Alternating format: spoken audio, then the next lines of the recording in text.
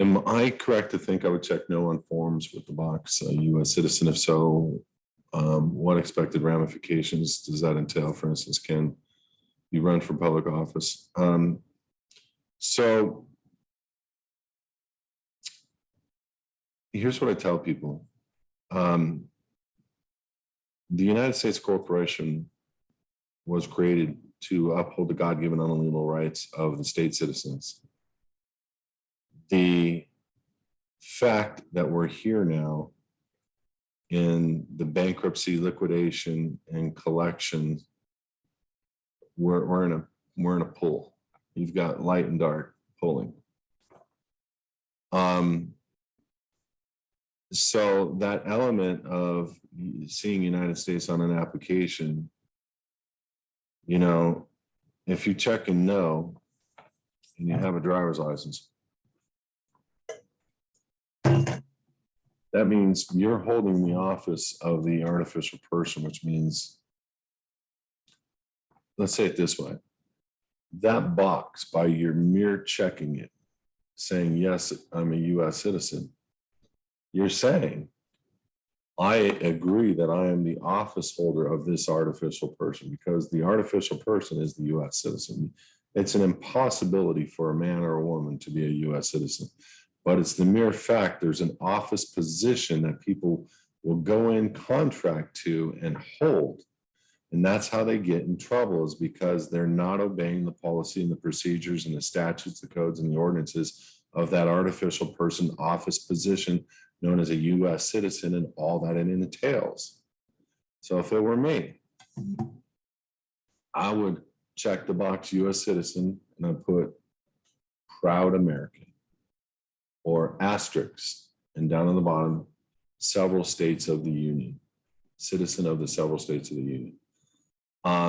There's a lot of different ways you can do it. That way, they're just going to think you're a crazy patriot or a crazy proud American. And you're also at the same time establishing the contract. Now, if it's a digital agreement, which a lot of today's agreements are digital agreements, what I do is once I'm done gaining the contract, I then serve a notice on the public side through United States Post Office mail from an artificial person known as my attorney in fact. Get into that story later. To advise them that they didn't have all the elections in place online, and I wanted to be clear with my status and standing on the application that I'm not a United States citizen, but I'm a citizen of the United States of America, and to please attach this letter, certified, notarized, and delivered to you on behalf of my attorney in fact, which is basically private counsel. And to just keep a copy with the record that I submitted online. And that way, in the event of a court procedure down the road, and they were going to bring in your E-Trade account, they were going to bring in your passport application, they were going to bring in your, you know, the United States postmasters telling them that you received personal, they're trying to gain jurisdiction over you, trying to gain a warrant, trying to gain an indictment, trying to gain whatever. That way you can say, no, the application was unclear online, and I made it clear here, and therefore never thought I was a United States citizen, and it did not try to acquire anything as a United States citizen. I tried to acquire it as a citizen of the United States of America in the private side capacity, and gave fully public side constructive notice of my private, you know, my docs that were done in the private, and then put into the public at the Secretary of State. You give them your apostille number and all that stuff on this one little letter that you sent to them. And that basically, that way you're affecting a private side remedy that allows for you to prove your public side standing as being a private citizen, and without them being able to gain jurisdiction over that account, quote unquote. Because all that's happening when you're opening up an E-Trade account or a bank account is you're saying, I am the trustee of the trust, the Inslee's trust. And instead of saying, I am the beneficial interest, you know, like currently the United States is the beneficial interest. What we do with our docs is we move you in the position of trustee into the beneficial interest position. because it is your claim on that BC, it's not theirs. And you're stripping them of that claim by a simple notice of assignment, kind of like a Form 56, but done in the private and defaulted in the private. And it's 100% lawful. So it's creating the contracts and giving them a public side notice of your private side standing. And everything is trust law in this world. And so that when we start getting what trust law is, and let's say it this way, and I've said this quite a bit recently, these aren't adhesion contracts, they're adhesion trusts. The DMV never signs a countersigned agreement to give you a license. The Social Security Administration never signs a countersigned agreement to give you a Social Security card. Same with voting, same with every adhesion trust. You're taking the grantor's application. They've made themselves the beneficial interest on the application.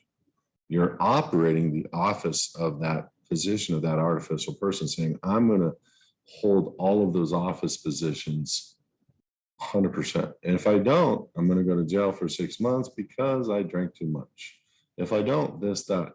But nobody's counter-signing this. You're creating a trust indenture. You're saying, I want to be the trustee of the trust, basically. And so in doing that, they are now have all these individual office positions that you're holding, these different adhesion trusts that you're holding.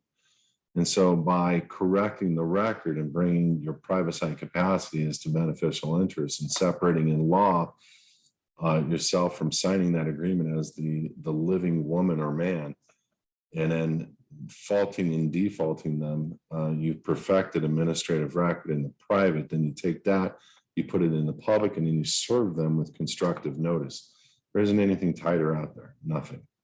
And so that public notice of your private side remedy is a complete defaulted private side administrative process. So you got your application for your passport. That is yours, and the passport is theirs. And you order certified copies of your passport application. That is evidence in any federal case or state case of status and standing, that alone. And so we take that with all of our properly defaulted adhesion trusts and everything else that we've done. We stack it, we put it behind an active state, which is our final record of state with our completed record of all contracts being properly handled, and then serve constructive notice to all these people. And then we take that active state, make a couple copies of the apostille and put one in the safe and give one to your grandma, make a digital copy. You use the cover sheet of the active state as evidence on letters that you're noticing, these private side after the fact applications. So you're doing an application online to gain an account at XYZ Caleb and Brown or whatever. Then you serve them with a notice. Hey, I noticed you didn't have this. I just want to, this is a legal determination, no big deal, but I'm actually a citizen of the United States of America, and it's different than the United States. Here's the rulings, blah, blah, blah. And here's my properly completed record in active state. Just put it in a copy. You don't need to do anything with this one. I'm not trying to scare you. We're not doing anything. Just put a copy, attach it to, annex it to our original application, because your public side form didn't have that extra little of America, and it's important. And God bless, and have a great day. And if you have any questions, give me a call. Not trying to put the fear of God into people. We're trying to form relationships and train people into thinking a little bit different.